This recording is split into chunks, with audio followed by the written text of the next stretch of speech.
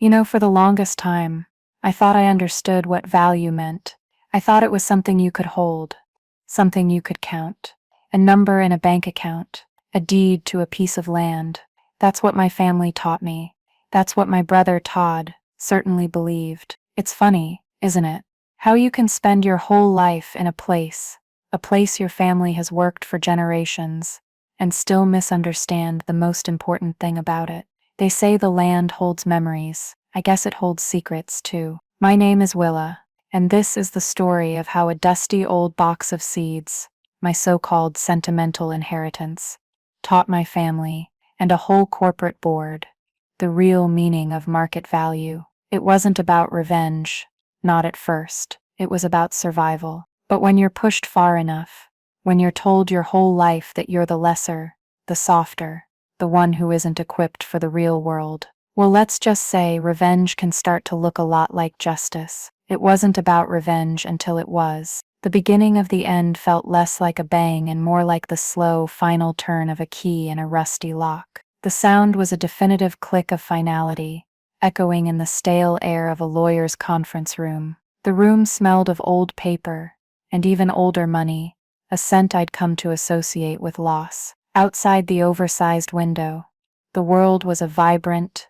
sun-drenched green, the very fields our family had tilled for over a century, stretching out towards the horizon. Inside, the world was shades of gray and beige, just like the suit of Mr. Abernathy, our family's lawyer, a man whose face seemed permanently fixed in an expression of mild disappointment. My parents, Richard and Martha, sat on one side of the mahogany table, looking for all the world like a pair of solemn monarchs presiding over the division of a conquered territory. My father, with his hands folded neatly on the polished surface, had the look of a man trying to project gravitas, but the slight tremor in his thumb gave away his anxiety. My mother was the picture of strained composure, her lips pressed into a thin, unforgiving line. She was wearing her Sunday best, as if this transaction were a sacrament instead of a surrender. And then there was Todd, my brother, the golden child. He sat beside them, practically vibrating with a restless energy,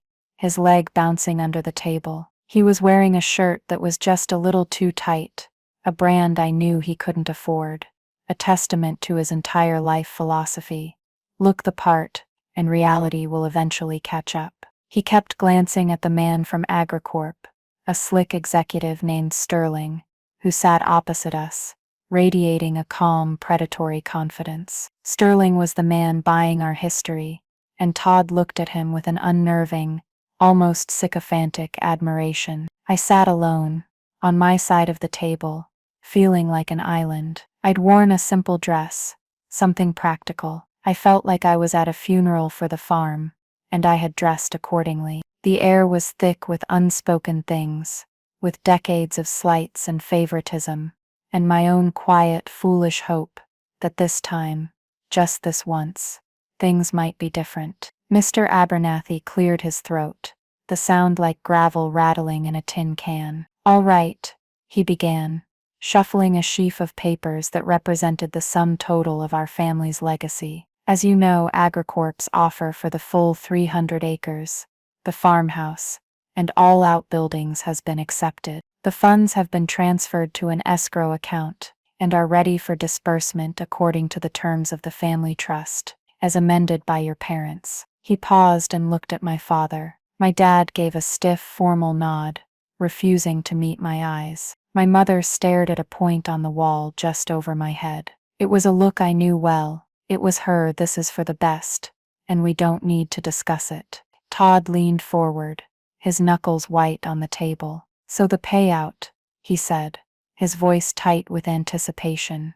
Mr. Abernathy adjusted his glasses. "Yes, the total sale price, after fees and taxes, comes to $4,250,000, as per the amended trust documents signed by Richard and Martha. The full cash value of the sale is to be disbursed to Todd." The words hung in the air. $4 million. The sound of it was so obscene, so huge, it seemed to suck the oxygen out of the room. I felt a cold dread creeping up my spine, a familiar, sickening feeling of being erased. I looked at my parents, waiting for them to say something, to explain the part I was missing, but they just sat there, rigid and silent. It was Todd who broke the silence, letting out a breath he seemed to have been holding for his entire life. A slow, triumphant smile spread across his face. He looked at me, a flicker of something, pity maybe, or just pure, unadulterated victory in his eyes. I finally found my voice. It came out as a whisper, the whole amount, to Todd. My mother finally looked at me, her expression softening into that practiced, condescending sympathy she was so good at. Now, Willa, honey, we discussed this. Todd has plans, big plans. He's got investment opportunities, things you wouldn't understand. It's a man's world out there. Business. I have a business degree, I said, my voice shaking slightly. I graduated with honors. It was a pathetic defense, I knew, but it was all I had, and we are so proud of you for that. My father chimed in, his voice a placating rumble. But this is different. This is high-level finance. Todd has been talking to Mr. Sterling, getting some real-world advice. I looked at Sterling, who gave me a small, dismissive smile. Of course, Todd had been coached. He was a puppet, and they were all congratulating him on how well he danced on his strings. So what about me? I asked, the question hanging in the air, naked and raw. What is my share? This was the moment the key turned in the lock. Mr. Abernathy shifted uncomfortably. He slid a much smaller object across the table towards me. It was a large, dark wood box, about the size of a suitcase, with tarnished brass fittings and intricate, faded carvings of wheat sheaves and wildflowers. It was my great-grandmother Agnes's seed chest. I stared at it, my mind refusing to process what I was seeing. It was beautiful, of course. I remembered it from my childhood, sitting in the corner of her potting shed, smelling of cedar and dry earth, a place of magic. But now, in this cold, sterile room, it felt like a joke, a cruel, insulting punchline. Willa, my mother said, her voice dripping with artificial sweetness, we wanted you to have something special, something meaningful. The money, well, it's just money. It comes and goes. But this is our history. It's our legacy. It's more your speed, more my speed. The phrase landed like a slap. More my speed. The quiet, sentimental girl who liked digging in the dirt. The one who wasn't smart enough for high-level finance. The one who got the box of memories while the golden boy got the kingdom. Todd, now flush with his victory, even managed to sound magnanimous. It's a really cool old box, Willa. Seriously, you could probably sell it to an antique store for a few $100. I couldn't speak. I felt a hot, choking pressure behind my eyes. I looked from my mother's pitying face to my father's resolute one, to my brother's smug grin. They were a united front. This wasn't a mistake or an oversight. This was a decision. They had sat down, the three of them, and decided that this was my worth. A wooden box. Mr. Abernathy, to his credit, looked deeply ashamed. Willa, he said softly, leaning towards me, the trust documents give your parents discretion on the distribution of assets. As long as each heir receives something of value, legally, my hands are tied. I'm sorry. So that was it. The loophole, the sentimental value of the chest was my inheritance. It was a perfectly legal, perfectly executed act of profound betrayal. I stood up, my chair scraping against the floor. I didn't look at any of them. I simply walked over to the chest, my hands shaking as I wrapped my fingers around the cool brass handles. It was surprisingly heavy, heavy with the weight of 4 generations of work, and heavy with the weight of my family's contempt. I lifted it, and without a single word, I turned and walked out of the room. I walked past the receptionist, through the heavy glass doors, and into the blinding sunlight. I didn't look back. I couldn't, because if I had, they would have seen the tears finally breaking free. But they weren't just tears of sadness or hurt. They were tears of rage, a cold, hard, clarifying rage that burned away all the years of trying,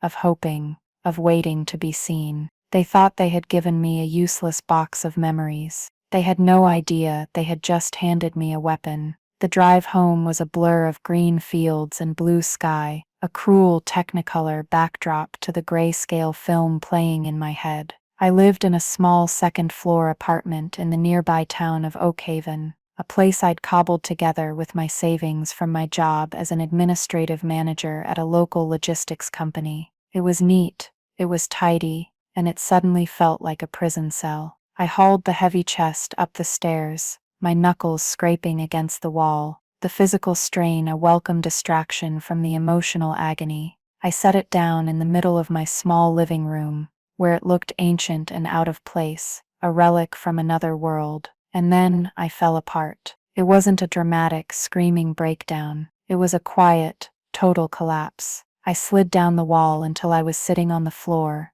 my arms wrapped around my knees, and I just cried. I cried for the little girl who trailed after her father on the farm, desperate for a word of praise that always went to Todd. I cried for the teenager who loved the science of soil and the miracle of a sprouting seed, only to be told it was a cute hobby. I cried for the woman who had just been told, in no uncertain terms, that her entire existence, her entire contribution to the family, was worth a decorative box. My phone started buzzing on the counter. Mom. I ignored it. It buzzed again. Dad. I swiped it silent. A text message popped up. Todd. Hey, no hard feelings, right? Let's all go out for a steak dinner to celebrate. My treat. The casual cruelty of it, the absolute obliviousness, sent a fresh wave of nausea through me. My treat. With my inheritance. I wanted to throw the phone against the wall. Instead, I just turned it off and tossed it onto the couch. The silence that followed was immense. In that silence, the memories came, not as gentle whispers, but as angry, insistent ghosts demanding to be seen.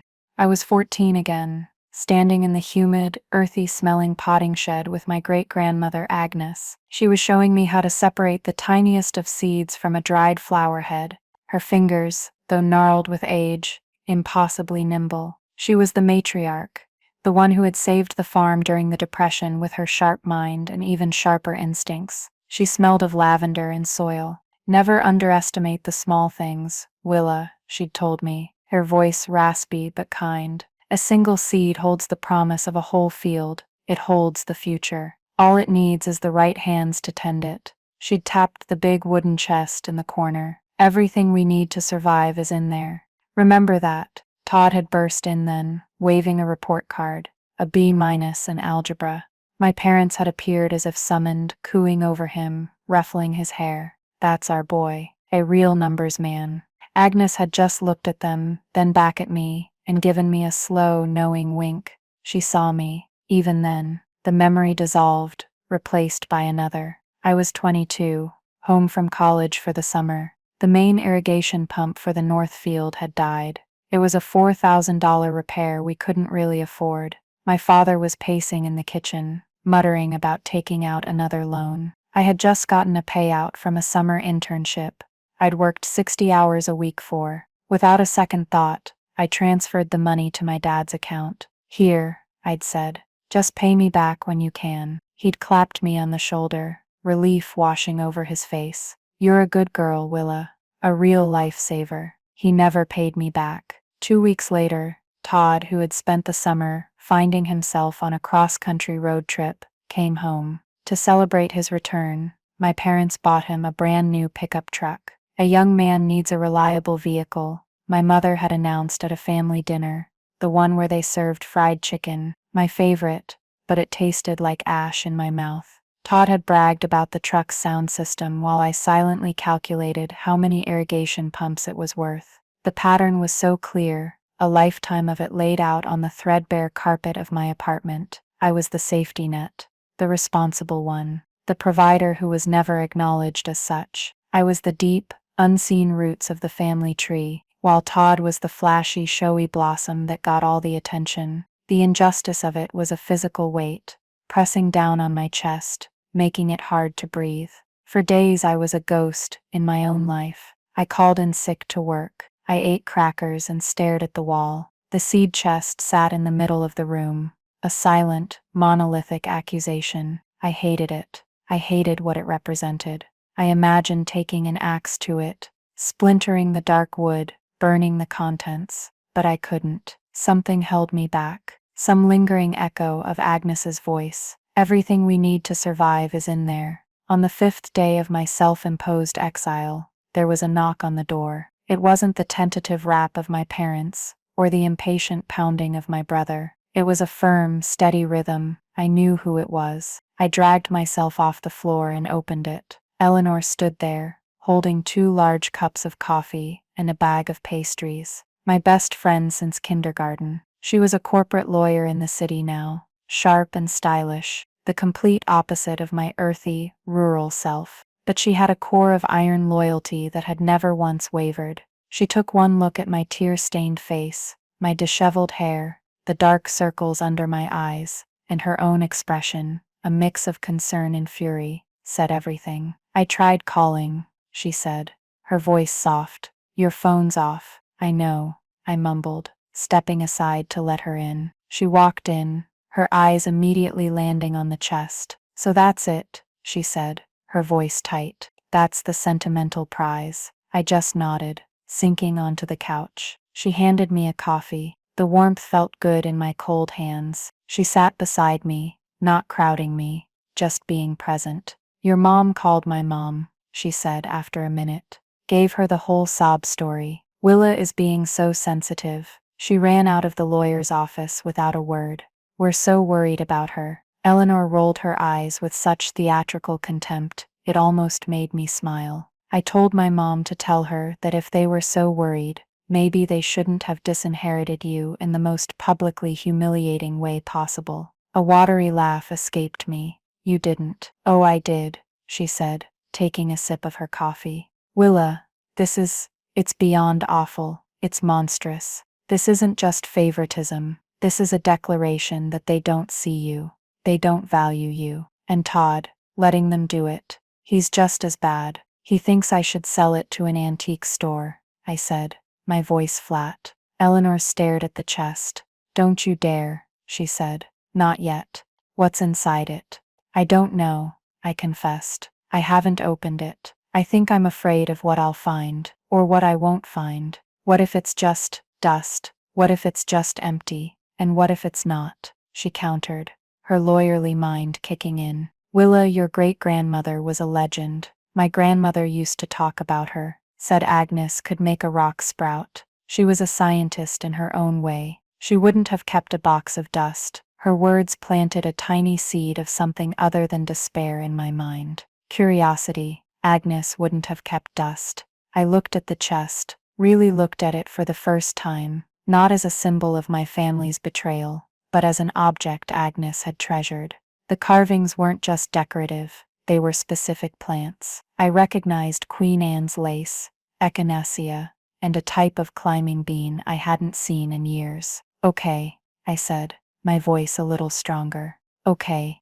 Together we knelt on the floor in front of it. Hey, there was no key. Instead, there was a simple, clever wooden latch hidden within the carvings. And my fingers, guided by some half-remembered moment from childhood, found the notch and slid it open. The lid lifted with a soft sigh of cedar-scented air. It wasn't dust. It was meticulous, breathtaking order. The inside was divided into dozens of small, perfectly crafted compartments. In each compartment sat a small cloth bag tied with twine, or a carefully folded paper envelope. On every single one, in Agnes's spidery, elegant script, was a name: Brandywine tomato, Scarlet runner bean, Moon and stars watermelon. It was a library of life, a catalog of genetic history. My hands trembled as I lifted one of the small packets. It was heavier than it looked. My God, Willa. And Eleanor whispered, her voice filled with awe. This is incredible. We spent the next hour carefully lifting out the packets, reading the names, overcome by the sheer scope of it. It was a time capsule, a living museum of a kind of farming that had been wiped out by corporate monoculture. And then I saw it. Tucked into a special felt-lined compartment at the very bottom was a series of larger envelopes made of waxed paper, sealed with wax stamps bearing Agnes's initial, They were labeled differently, not with common names, but with designations that sounded more scientific, and one, in particular, stood out. The script was darker, more deliberate, as if written with a sense of great importance. Triticum Athelgard, the unbreakable, harvested 1958. Do not cross-pollinate. Triticum, wheat. I didn't recognize the name Athelgard. I ran my thumb over the seal. There was something else inside the envelope besides seeds. A small, folded piece of paper. My heart started to pound. This felt different. This felt significant. What is it? Eleanor asked, leaning closer. I carefully broke the brittle wax seal and unfolded the paper. It was a page torn from a journal. Agnes's handwriting was firm. October 1958. The Athelgard harvest was small this year, but potent. The resilience is unlike anything I have ever seen. It threw off the stem rust that ruined Miller's crop down the road. It seems to starve the blight right on the stalk. The agronomist from the university called it a genetic miracle, a throwback to the days before hybridization weakened the stock. He said to guard it well. He said a wheat that cannot be broken is more precious than gold. I fear he is right. The world is changing, moving towards faster, weaker things. I will keep this line pure. For a day when it is needed. I read it out loud. When I finished, the room was silent. Eleanor and I just looked at each other. More precious than gold. A wheat that cannot be broken. Willa, Eleanor said slowly, her eyes wide.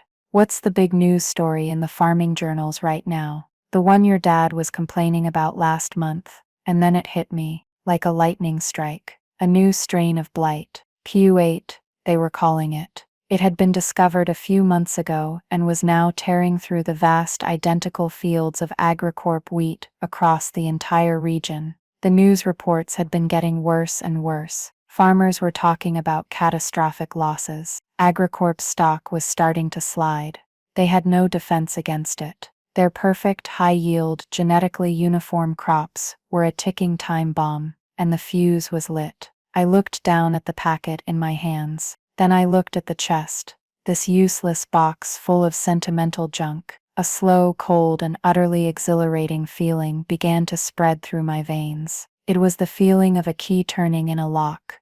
But this time, I was the one holding the key. Ellie, I said, my voice no longer shaking, but steady and clear. I think my family made a very, very big mistake. The shift from grief to resolve was not a gentle transition. It was a tectonic event, a fundamental realignment of my inner world. The old, accommodating Willa, the girl who absorbed slights and swallowed disappointments, was gone, burned away in the fire of that ultimate betrayal. In her place was someone new, someone I was only just beginning to recognize. She was quiet, methodical, and she was no longer looking for approval. She was looking for leverage. My first call was not to a lawyer or a seed bank. It was to the Oak Haven Public Library. I spoke to the local history librarian, a wonderful woman named Mrs. Gable, who had known my great-grandmother. I asked if the library had any of the old university agricultural extension archives from the 1950s. I told her I was doing some family research. She was delighted. Oh, Agnes was a treasure, she'd chirped. She corresponded with a Professor Alistair Finch from the State University for years. A real firecracker, that one. I think we have some of his papers on microfiche. Professor Alistair Finch, the agronomist from the journal entry. The name sparked a new path in my mind. While Mrs. Gable dug through the archives for me, I took to the internet. My research skills, honed by years of writing reports and proposals no one in my family ever read, were finally being put to good use. I started by searching for Triticum Athelgard. As I suspected, there was nothing. Not a single mention in any modern seed catalog or botanical database. It was, for all intents and purposes, extinct to the public world. Then I shifted my search to PU8 wheat blight. The information was terrifying. It was a new variant of stem rust, hyper-aggressive and resistant to all the mainstream fungicides AgriCorp used on its sprawling monoculture farms. The articles were full of panicked quotes from agricultural experts. Projections were dire. yield losses of up to 70% across the entire region. AgriCorp's quarterly report was due in a few weeks, and analysts were predicting a bloodbath. Their stock price, which I now checked daily, was in a steady, sickening decline. The very fortune my brother had inherited was bleeding out, day by day. A small, dark part of me took a grim satisfaction in that. Eleanor, ever the pragmatist, was my strategic partner. We spoke every night. "Okay, so let's game this out," she said one evening, her voice crisp and professional over the phone. "Right now, you have an unproven asset. You have a handful of seeds and a 70-year-old journal entry. It's powerful, but it's anecdotal. We need proof. We need data." "That's where Professor Finch comes in," I said, "if he's still alive." It turned out he was. A few more hours of digging led me to a retirement community an hour's drive away. Dr. Alistair Finch, Professor Emeritus of Agronomy and Plant Genetics, 93 years old. I found a phone number. My hand hovered over the keypad for a full minute before I gathered the courage to dial. An impossibly frail, reedy voice answered. "Yes, Dr. Finch," I began, my heart hammering. "My name is Willa Thorne. My great-grandmother was Agnes Thorne. I believe you knew her." There was a long pause. "Agnes?" The voice crackled. "Good heavens, Agnes Thorne, the best natural botanist I ever met, stubborn as a mule and twice as smart. She's been gone 30 years. "Yes, she has," I said softly. "Dr. Finch, I have her seed chest, and I have her Athelgard wheat." The silence on the other end of the line was so profound I thought he might have hung up. Then a sharp intake of breath.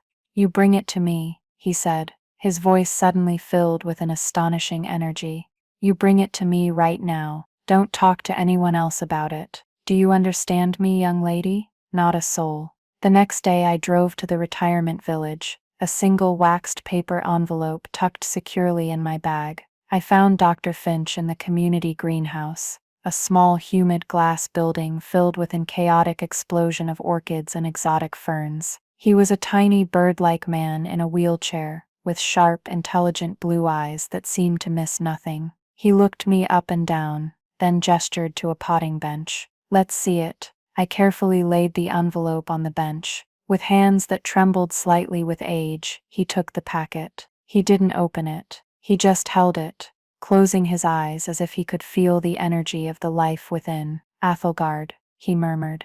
"The noble protector. I named it that. Agnes just called it stubborn wheat." He opened his eyes and they were glistening. "Your great-grandmother and I, we were trying to fight the tide even back then. The corporations were pushing for hybridization, for high-yield crops that sacrificed resilience for speed. They created genetic uniformity, a paradise for farmers in good years, a graveyard in bad ones. We knew a day like this would come, a blight that the modern crops had no memory of how to fight." Over the next few weeks, Dr. Finch became my secret weapon, my mentor, my co-conspirator. He had a small private lab attached to the greenhouse, a relic of his tenure at the university that the retirement home let him keep. Under his exacting guidance, we took 10 precious seeds from the packet. 10.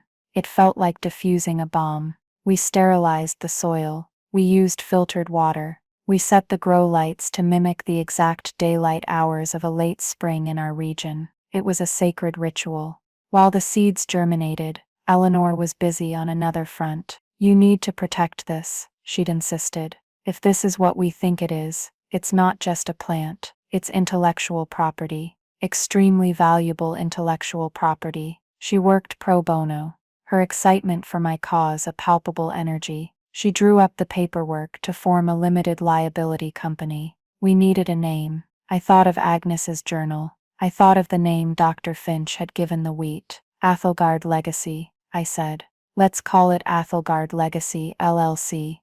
Eleanor loved it. "Perfect. It sounds old, powerful, and mysterious." She filed the papers. I was the sole owner. The seed chest and all its contents were now the official assets of the company. We began the process of filing for a plant patent, a complex procedure that Eleanor navigated with ferocious competence. We weren't just protecting the seeds, we were protecting the genetic code itself. During this time, my family's calls became more frequent and more pathetic. The initial bravado from Todd had evaporated, replaced by a whining anxiety. His high-level finance journey was apparently hitting some turbulence. "Hey Willa," he said in one call, his voice strained. "So this AgriCorp stock, it's not doing what Sterling said it would. It's down like 30%. It's just a dip, right? A market correction."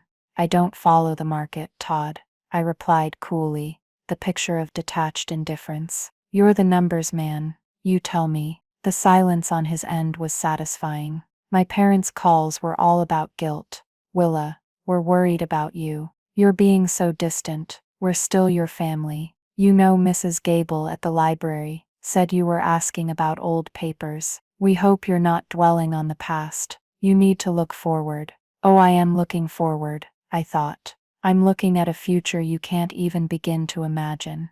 Then, one sunny afternoon, Dr. Finch called me. His voice was trembling with excitement. "Tete Willa, you need to come here, now." I broke every speed limit getting to the greenhouse. He was waiting for me by a small, isolated section of the lab. There, under a powerful grow light, stood 10 of the most beautiful plants I had ever seen. They were about a foot tall, a vibrant, deep green, with thick, sturdy stalks. They looked powerful, indomitable. "They're perfect," Dr. Finch whispered. "And look at this." He pointed to a petri dish beside the pots. Inside was a sickly, rust-colored culture. "This is PU8, he said. "I got a sample from a colleague at the university. He owed me a favor from 1972. He smiled a mischievous, gap-toothed smile. "Yesterday, I took a sterile needle, collected spores from the culture, and I personally inoculated the leaf of this plant right here." He pointed to one of the stalks. I leaned in. On one of the broad green leaves, there was a tiny pinprick-sized brown spot, but it wasn't spreading. Around the spot, the leaf tissue was a slightly darker shade of green, as if it had walled off the infection, starving it of purchase. "It's fighting it," I breathed, my heart soaring. "It's winning."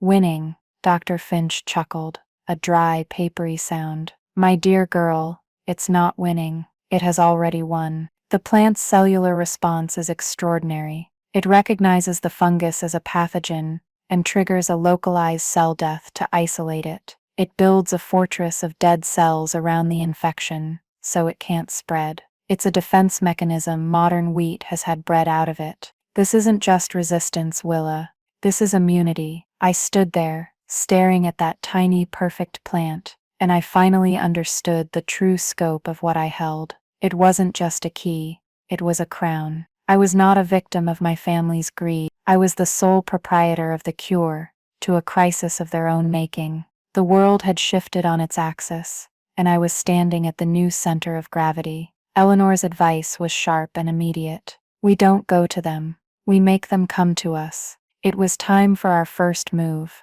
It had to be subtle, professional, and completely untraceable back to me, the sentimental farm girl with the wooden box. We crafted a press release. It was the driest, most boring document imaginable, but every word was a carefully calibrated piece of dynamite. It was issued on the official letterhead of Athelgard Legacy, LLC, a company no one had ever heard of. The contact information was a post office box in a different county and a new dedicated email address Eleanor had set up. The release announced the successful propagation and preliminary analysis of a heritage triticum strain, designated Athelgard, believed to be extinct. It went on to detail the plant's unique genetic markers, and in the key paragraph, stated that preliminary testing has shown a remarkable hypersensitive response, indicating near-total immunity to the pathogen currently identified as PU8 stem rust. It included a highly technical data sheet, compiled by Dr. Finch, full of terminology that would be meaningless to a layperson, but electrifying to a plant pathologist. We didn't make claims or promises. We just stated the facts, backed by data. We didn't send it to the major news outlets. We sent it to a small, highly respected, subscription-only academic journal called the Agronomist's Quarterly, and a niche online forum for professional botanists. We lit the fuse and stepped back to watch. For 3 days there was nothing, a deafening silence. I started to panic. Had we overplayed our hand? Was it too subtle? Had it been dismissed as a crank's fantasy? I was obsessively refreshing the botanist forum when the first post appeared. It was from a researcher at a major agricultural university. Has anyone else seen this Athelgard paper? The data on the PU8 response is, well, it's theoretically perfect. If this is real, it's the discovery of the decade. Within hours, the forum was on fire. Scientists were debating the data, speculating on the origin of the strain. The name Athelgard legacy was being whispered in the digital halls of agricultural science. The press release was forwarded, copied, and screenshotted. By the end of the week, a small article appeared on a financial news site under the headline, "Rumors of Miracle Wheat Surface as Blight Crisis Deepens." That's when the first call came. It wasn't from AgriCorp, it was from Todd. His voice was a high-pitched whine of panic. "Willa, have you seen the news? This stupid blight is getting worse. They're saying half the crop in the Tri-State area could be a total loss. My AgriCorp stock, Willa, it's a bloodbath. I've lost almost half of the money." I took a slow, deliberate sip of my tea. "That's a shame, Todd," I said, my voice calm and even. "I guess high-level finance is a risky business." "Don't be a smart-aleck," he snapped. "This is serious. This is my future, your future, bought with my past," I thought. "I'm sorry to hear that," I said, and hung up. The next call was from my mother. Her tone was one of forced cheerfulness, the kind she used when she was trying to get information without seeming like she was prying. "Willa, honey, I was just calling to check in. We saw that awful news about the blight. It's just terrible what's happening to those poor farmers. It's a good thing we sold when we did, isn't it? Richard and I were just saying how smart Todd was to get that cash out. The delusion was breathtaking. He invested it all in AgriCorp." "Mom," I stated flatly. "He told me so himself." There was a choked silence on the other end. "Well, it's just a temporary setback," she stammered. "Mr. Sterling is a very clever man. He'll have a solution." But Mr. Sterling did not have a solution, and I could picture the panic inside the glass and steel AgriCorp tower. Their entire business model was predicated on their proprietary seeds and the chemicals sold to protect them. The blight rendered both worthless. They were a technology company whose technology had just been bricked by Mother Nature. Sterling, true to form, tried to control the narrative. He gave an interview to a business channel, dismissing the Athelgard rumors. "We're hearing whispers of some so-called miracle seed," he said, with a condescending chuckle. "It's most likely a hoax, or at best some backyard gardener's fanciful dream. AgriCorp is pursuing a real scientific solution that will be available to our partners in the coming seasons." Coming seasons, I thought. They didn't have seasons. They had weeks. The blight was moving faster than their PR department. Meanwhile, Dr. Finch and I were working tirelessly. We had successfully germinated another 50 seeds. Our little greenhouse was becoming a genetic ark. Dr. Finch was a man reborn, a 93-year-old dynamo running on coffee and pure scientific ecstasy. He was documenting everything, writing papers, preparing a presentation that would be unassailable. The pressure on AgriCorp was mounting. An investigative journalist started digging into the Athelgard story. He traced the LLC back to the post office box. He couldn't find a name, but he found the county of incorporation, a county that happened to be centered on the very land AgriCorp had just purchased. The dots were beginning to connect in the public sphere. Then came the call I'd been waiting for. It wasn't a panicked plea or a condescending platitude. It was the clipped, professional voice of Mr. Sterling's executive assistant. "Am I speaking with the representative for Athelgard Legacy?" she asked.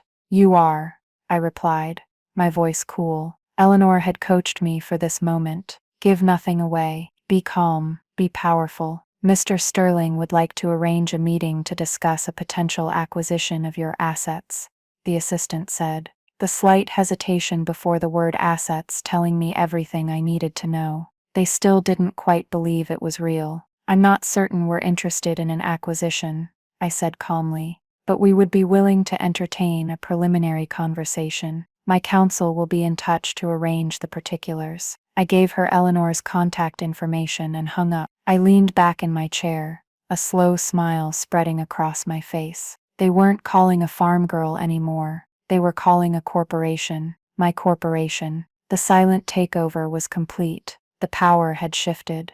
Now it was time to let them know it. The fallout in my family was a slow-motion car crash, and I had a front-row seat. Todd's daily calls had become a barometer of his financial ruin. His initial panic had curdled into a bitter, accusatory despair. The multi-million-dollar fortune, the foundation of his big plans, had been built on the quicksand of AgriCorp stock. As the blight spread, the stock didn't just slide, it cliff-dived. "It's gone, Willa," he wailed into the phone one Tuesday morning. 80%.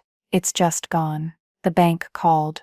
They're repossessing the truck. The condo association is starting foreclosure proceedings. I have nothing. There was a time when his pain would have been my pain, a time when I would have rushed in, my checkbook open, ready to be the safety net once again. But that time was over. I listened to his frantic, self-pitying rant and felt nothing. A profound, chilling, and wonderfully liberating absence of sympathy. "That's terrible, Todd," I said, my voice a placid lake. "What are you going to do? What am I going to do?" he shrieked. "What about you? You're my sister. You have a good job. You have savings. You have to help me."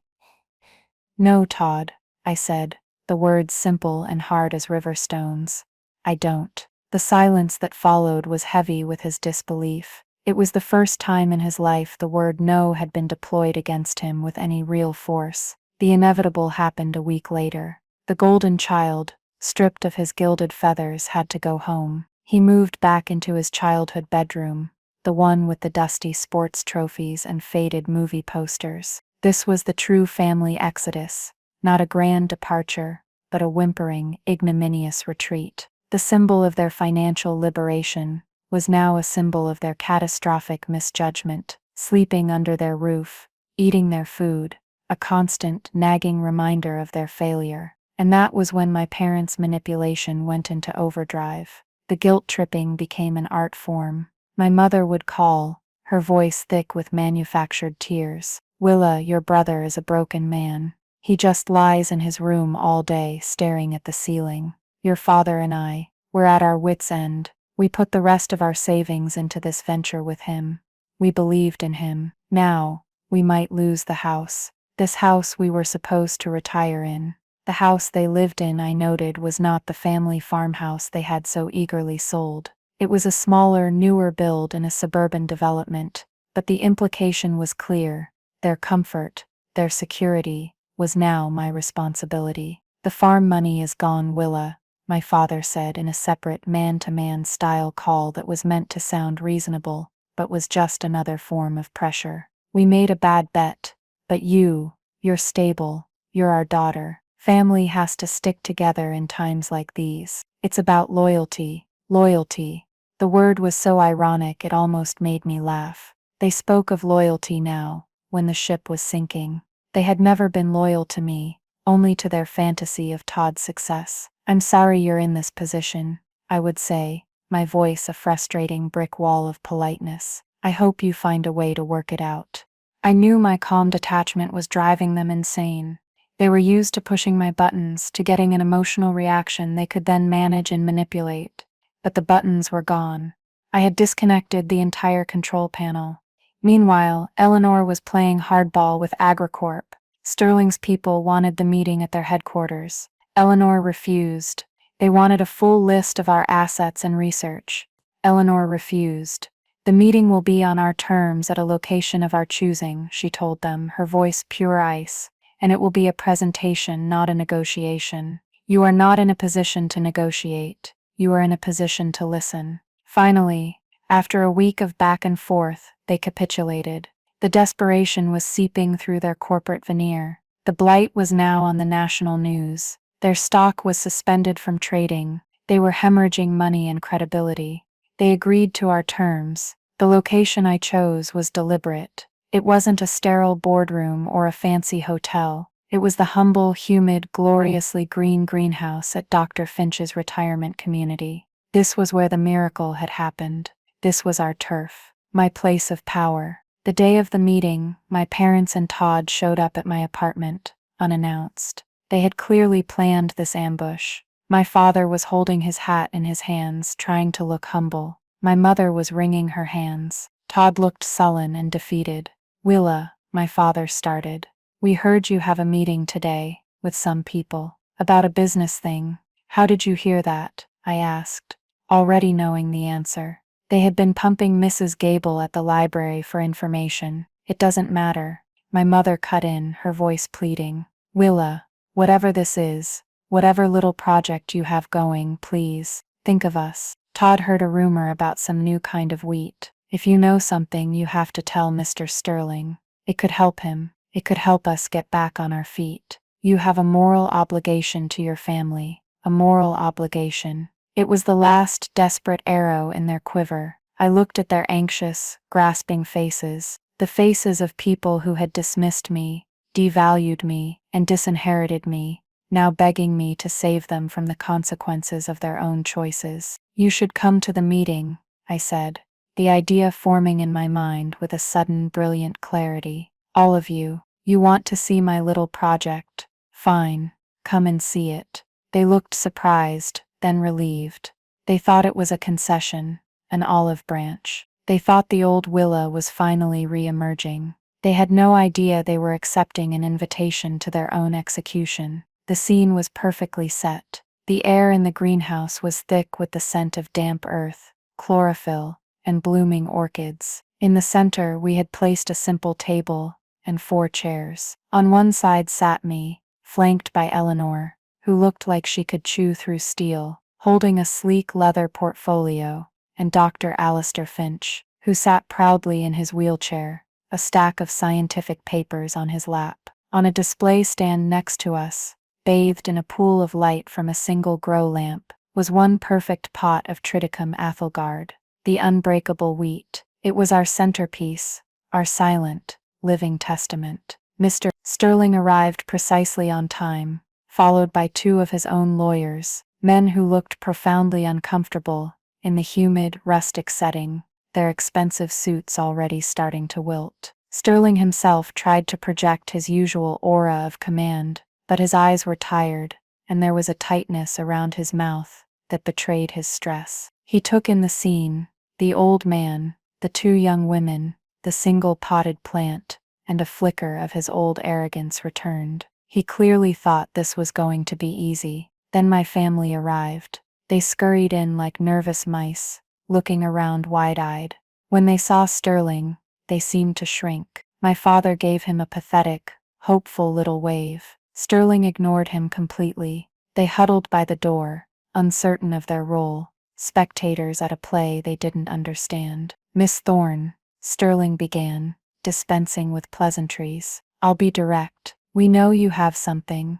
We're not sure what, but the rumors are persistent. AgriCorp is prepared to make you a very generous offer to acquire your research and all related materials. We'll offer you $500,000, cash, a life-changing amount of money for a project like this." He smiled, a shark smile. "You can go back to your hobbies, and we'll handle the science from here." I looked at Eleanor. She gave me the slightest of nods. I took a deep breath. This was it, the confrontation, the moment the new reality would be unveiled.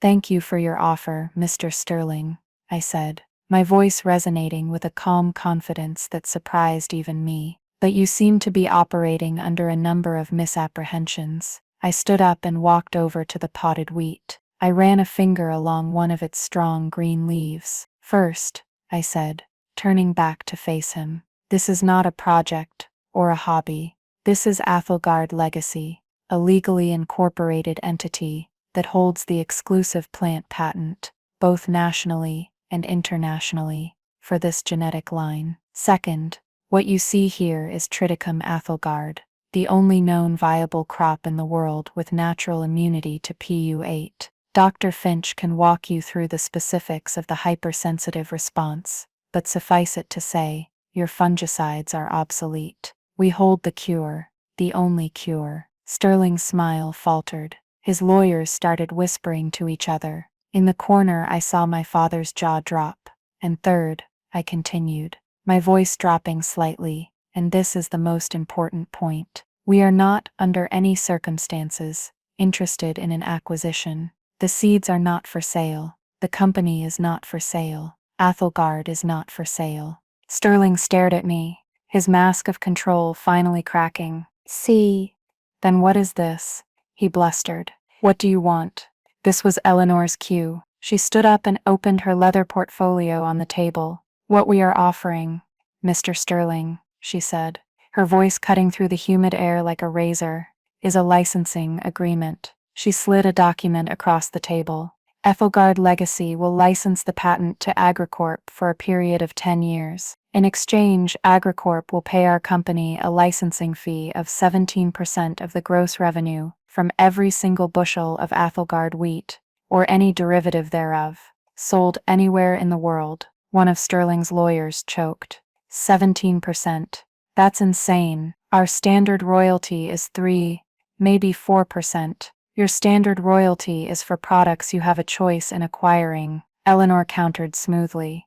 You have no choice here. This is a monopoly. 17% is our starting position. I let that hang in the air for a moment before delivering the final blow. And there's one more condition, I said, looking Sterling directly in the eye. A non-negotiable term of the license. 20% of the land from the original Thorn Farm, 60 acres of the most fertile bottomland, is to be signed over, not to me, but to a new independent agricultural trust. The trust will be managed by Dr. Finch and dedicated to the preservation and research of heritage crops, ensuring that a disaster like this, a disaster born from the weakness of monoculture, can never happen again. The silence in the greenhouse was absolute. Sterling looked as if I had physically struck him. His face was pale, his bravado completely gone. He was looking at the end of his company, and the only lifeline was being offered on terms he couldn't possibly have imagined. It was my brother who finally broke the spell. His face was a contorted mask of rage and disbelief. He stormed forward, his finger pointed at me, his voice a ragged scream. You did this. You planned this. That chest, that stupid box, it was worth millions, and you kept it from us? He turned to my parents. She's trying to ruin us. That money, that land, that's our money. That was my inheritance. I finally turned to look at him. I let all the years of quiet resentment, all the pain, all the dismissal, fuel the cold fire in my eyes. No, Todd, I said, my voice dangerously quiet. It was never your money. It was never your inheritance. It was great-grandma Agnes's legacy. Her wisdom, her foresight, it was entrusted to me. It seems, I added, letting a small cold smile touch my lips, that she knew which of us was more my speed for this kind of work. My parents stared at me, their faces ashen. The full scope of what they had done, of what they had thrown away, was crashing down on them. The sentimental heirloom they had fobbed me off with wasn't just valuable.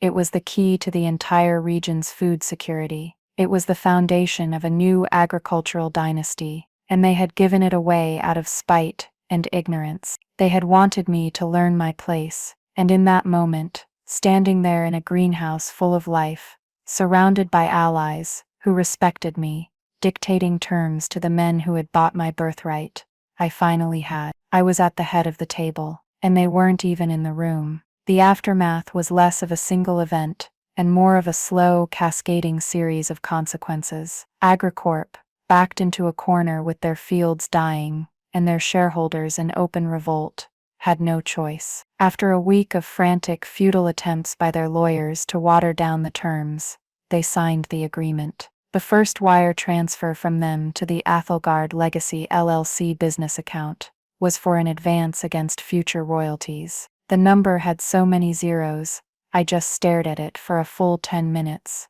not with glee, but with a sense of profound seismic shift. It wasn't my father's money, or Todd's money, it was my money, earned not with a business degree they ignored, but with the wisdom they had ridiculed. My life changed overnight, but not in the ways my family might have expected. I didn't buy a mansion or a sports car. The first thing I did was write a very, very large check to Dr. Alistair Finch's new agricultural trust. We hired a small team of young, passionate botanists and agronomists and set them up on the 60 acres of our old land that AgriCorp had been forced to cede. We started building a state-of-the-art seed bank and research facility, a place dedicated to diversity, to resilience, to everything my great-grandmother believed in. I found that the quiet satisfaction of seeing that project come to life was worth more than any luxury item. I moved out of my small apartment, but not into a palace. I bought a modest, comfortable house with a few acres of land on the other side of the county. It had a big garden and a small, sturdy barn that I converted into my own private workshop and lab. It was quiet. It was peaceful. It was mine. My family, on the other hand, learned the hard lessons of gravity. Their gamble had failed spectacularly, and there was no one left to bail them out. They had to sell their suburban house to cover the debts Todd had racked up. They moved into a small, dreary rental townhouse on the poor side of town. My father, who had been dreaming of a leisurely retirement playing golf, had to take a job as a greeter at a big-box store. My mother, who so valued appearances, found her social circle had mysteriously evaporated. There's nothing less popular than the stench of failure. And Todd was the most broken of all. The golden child had tarnished. Without money or status, he was just an entitled man with no discernible skills and a bad attitude. He bounced between low-wage jobs, always complaining, always blaming everyone but himself. They tried to contact me, of course. At first, it was angry voicemails and bitter emails, accusing me of cruelty and theft. Then, as their situation grew more desperate, the tone shifted to one of pathetic pleading. They would leave messages talking about forgiveness, about family, about how they had made a mistake, but they never once offered a genuine apology. They never once acknowledged the decades of dismissal that led to that final act. They were sorry they were suffering, but they weren't sorry for what they did to me, and that made all the difference. I never responded. I blocked their numbers. I instructed Eleanor to return any correspondence unopened. It wasn't about punishment. It was about peace. I had spent my entire life in their storm. I was finally in the quiet eye of my own. So here I am. It's been a year. I'm standing in my garden, my hands in the soil. It's the same rich, dark earth from the farm, a few bags of which I brought with me. It's a connection to the past, but a past I now own on my own terms. Athelgard legacy is thriving. We're working on licensing other heritage seeds from the chest, creating a whole portfolio of resilient, sustainable crops. I'm not just a woman with an heirloom anymore. I'm the steward of a genetic treasure, and I've learned something profound. My family's greatest mistake wasn't just giving me that chest. Their greatest mistake was underestimating me. They defined me by what they thought I lacked: killer instinct, financial savvy, a head for business. They never bothered to look at what I actually had: patience, knowledge, a deep connection to the legacy they saw as nothing more than sentimental decoration. They looked at the fields and saw dollar signs. I looked at the fields and saw an ecosystem. They saw a quick payout. I saw a long game.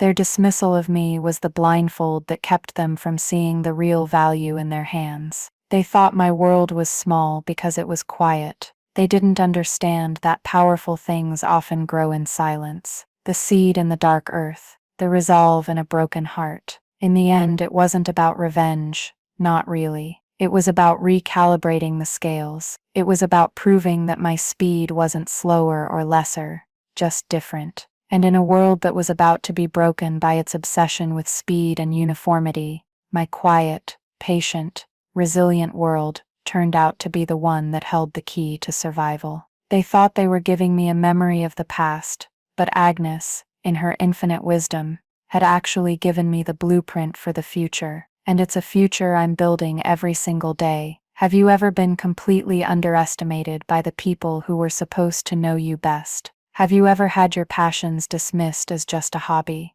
I'd love to hear your story in the comments below. It's important for us to share these things, to know we're not alone. And if my story resonated with you, please give this video a like and subscribe for more. Thank you for listening.